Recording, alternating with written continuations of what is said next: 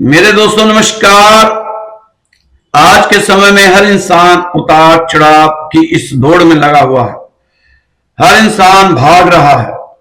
बहुत जल्दी वह अपने आप को, अपने व्यापार को, अपने घर को, सभी को ऊंचाई पर ले जाना चाहता है, पर वह नहीं जानता कि उसके जीने का ढंग भी तो ऊंचा होना चाहिए। अगर जीने का ढंग ऊंचा होगा तभी तो आप जीवन को, असली ऊंचाई को छू पाएंगे और अपने जीवन को सरल बना पाएंगे।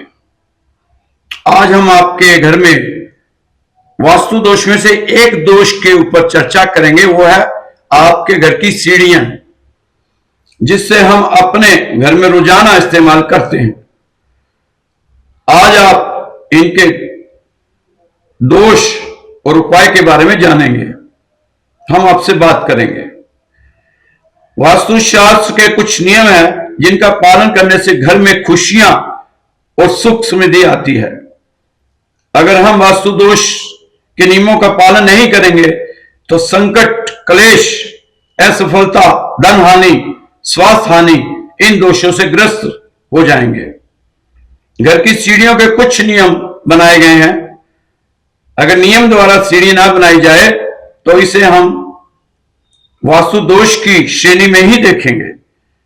चाहे आपके घर के अंदर की सीढ़ियां हो या आपके घर की बाहर की सीढ़ियां हो, इसका वास्तुशास्त्र अहम स्थान माना जाता है। यह सीढ़ियां एक तरफ केंद्र बिंदु कहलाता है। यहां से शक्ति और पॉजिटिव ऊर्जा का निर्माण होता है। सीढ़ियों को जीवन के प्रगति के रूप में भी माना जाता है।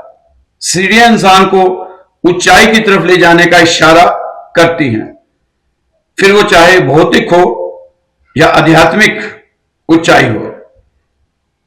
इसलिए आजकल वास्तुशास्त्र जानने वाले सीढ़ियों के लिए विशेष सावधानी बरतने की सलाह देते हैं। सबसे पहले सीढ़ियों की दिशा देखी जाती है।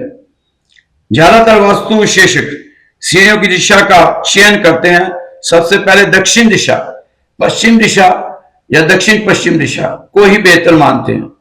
इन दिशाओं पर सीढ़ियां होने से घर के सभी सदस्य प्रगति करते हैं। चाहे वो पढ़ाई में हो, चाहे व्यापार में हो, सबकी प्रगति होती है। उत्तर पूर्व में कभी भी सीढ़ियों का निर्माण अच्छा नहीं होता। इससे स्वास्थ्य हानि और धन हानि होती है। आप हमेशा कर्ज के बोझ के तले दबे रह सकते हैं। आप आगे नहीं बढ़ पाएंगे।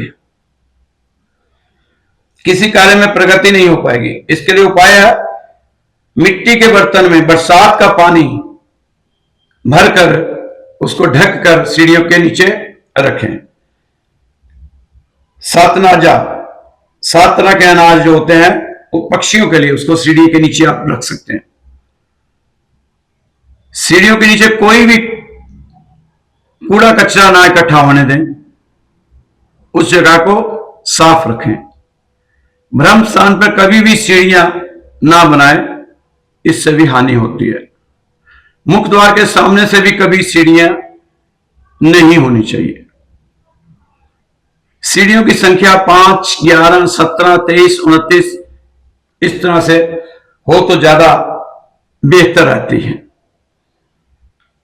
आपके घर की अगर सीढ़ियों में कुछ ऐसा दोष है तो आपको जो उपाय बताया वो आप कर सकते हैं। तोड़फोड़ की जरूरत नहीं, क्योंकि तोड़फोड़ से बहुत ज्यादा नुकसान हो जाता है।